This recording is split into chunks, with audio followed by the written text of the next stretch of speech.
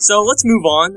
Who are some players projected to go top 10 or 15 who you guys have overrated? James, let's start with you. Who do you have? I just love hating on Zach LaVine. Yeah, Zach LaVine for me is someone who, for me, I don't think he should be a top 20 pick. Yes, he can shoot. Yes, he's got all the athleticism in the world you could ever want, and every player out there is probably jealous of him. But at the end of the day, I don't think he's got the best basketball IQ. I don't think he's got a good attitude.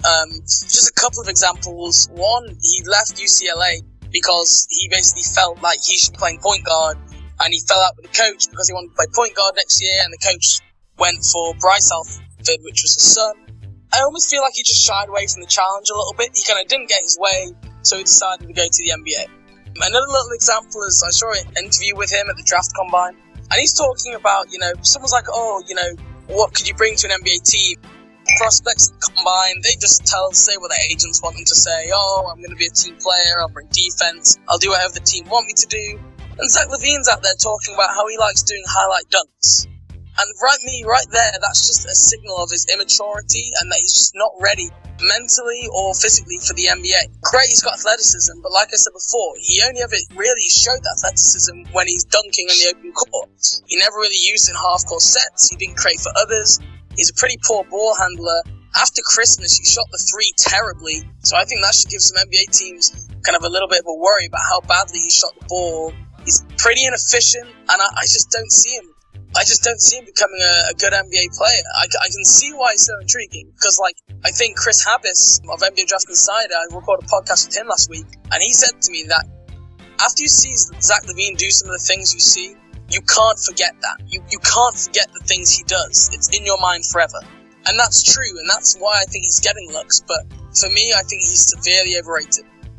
I actually agree with that a lot. The funny thing about LaVine is that he wasn't even rated that highly in their high school recruiting rate. Because he was, the 40th or 50th or something in the RSC. I don't remember exactly where he was. He was, kind of a mid-range 4-star. And it seems like they kind of, got the right rating for him at first.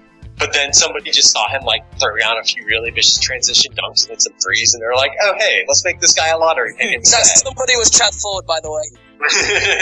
Yeah, I believe that. I'm pretty sure that's how it went down. But, for me, my overrated guy in the lottery is Doug McDermott, just because, he's just a one-dimensional scorer / shooter. He's a great shooter. He's going to be able to hit a lot of threes in the NBA. He's a one-dimensional scorer. He's not a great passer. He's really doesn't have a niche defensively. He's a little slow to guard threes. He's too small to guard fours. Everybody knows that he had horrible steal and block rates in college. He wasn't the worst defender in college. He was kind of smart about it. He knew how to give, his guys space at least so he wouldn't get burned too badly. But, at the same time, physically, if he can't match up, how good is he going to be defensively?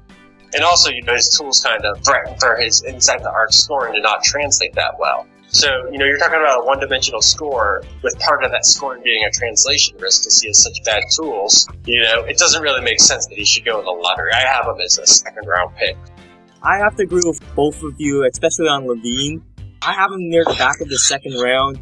Besides athleticism, shooting, and he does have good height for a shooting guard, not only does he not do anything else really well, he does it all pretty badly to mediocre. I mean, his rebounding, assists, his defense. He's not a good finisher despite his athleticism. He's really skinny. He just doesn't scream a guy who can really make an impact right away or even within a few years.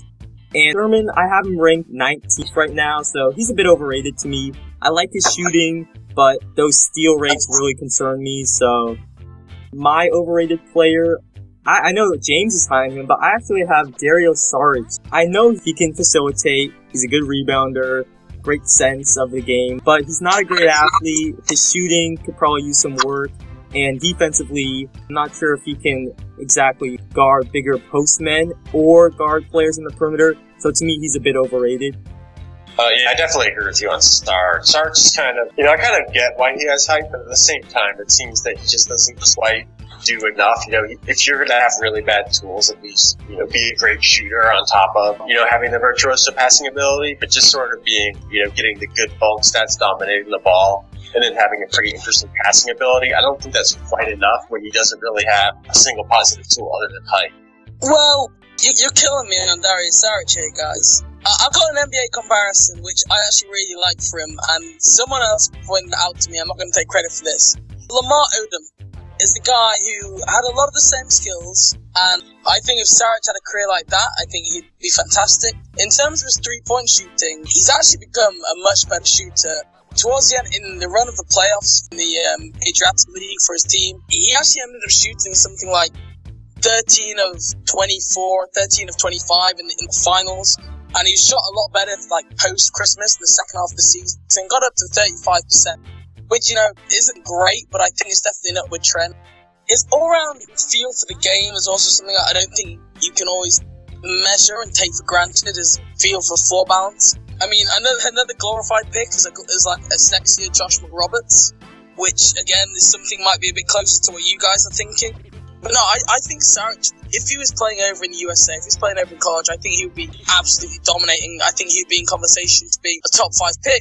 I'm obviously higher on him than you. I can understand that he's not great at any one thing, but I mean, that's what the same people said about Chandler Parsons when he went in the second round. Oh, he's okay, he can do a bit of everything, but he's not great at any one thing. And, you know, people's games can change and, you know, put them in the right system and they can really flourish. Yeah, I'm just going to take one quick exception to the Odom comparison. Odom had much better tools than Sarge, I think. And that's kind of, you know, the one reason why it's kind of hard for me to jump on the Sarge wagon is just because he doesn't really have the athleticism or the quicks or the strength or the length. And I think Odom had at least some of those to work with. And McRoberts is pretty athletic too. So I kind of see him as more offensively capable Morris Diaw is kind of what I see him as. I think Odom, the way he runs down the floor for being someone 6'10", Odom was just really athletic. And one comparison is Danilo Gallinari minus the shooting.